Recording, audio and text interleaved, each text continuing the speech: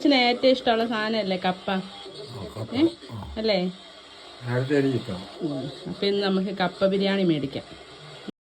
എന്നാൽ പിന്നെ അപ്പച്ചൻ ഇന്നൊരു കപ്പ ബിരിയാണി മേടിച്ചു കൊടുക്കാമെന്ന് ഞാൻ വിചാരിച്ചേ.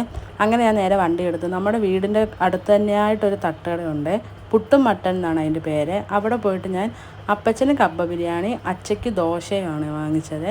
അങ്ങനെ ഞാൻ വീട്ടിൽ വന്ന് അവർക്ക് രണ്ടുപേർക്കുള്ള ഫുഡൊക്കെ എടുക്കുകയാണ്. ഞങ്ങളെപ്പോൾ പുറത്തുനിന്ന് ഫുഡ് മേടിച്ചുകൊണ്ട് വന്നാലും ഇങ്ങനെ ശകലം ഞങ്ങളെ കൊണ്ട് അമ്മ കളയിപ്പിക്കുകയെ. അത് പണ്ട് തൊട്ടേ ഞങ്ങളെ കൊണ്ട് അമ്മ ചെയ്യിപ്പിക്കുന്ന ഒരു കാര്യം. പിന്നെ ഞാനത് അപ്പച്ചനുള്ള കപ്പ ബിരിയാണി ആദ്യം കൊടുത്തേ.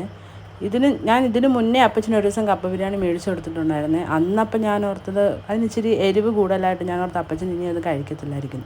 പക്ഷേ ഇത് അപ്പച്ചന് ഭയങ്കര ഇഷ്ടപ്പെട്ടു. കപ്പ ബിരിയാണി ഇഷ്ടമല്ലേ? എന്നാ കഴിച്ചോ. അച്ചക്ക് ഞാൻ ദോശ വാങ്ങിച്ചു. ഓ മോനെന്താ വേണ്ടേന്ന് അറിയണ്ട, അല്ലാതെ എനിക്ക് വല്ലതും ഉണ്ടോന്ന് ചോദിക്കുന്നില്ലേ. ശരിക്കല്ലേ പോ.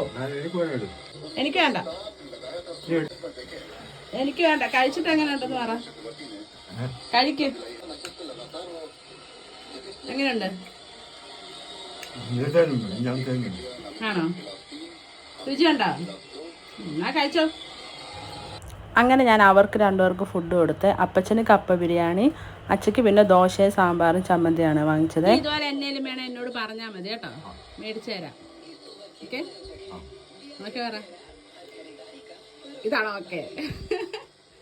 എന്നാ കഴിച്ചോ.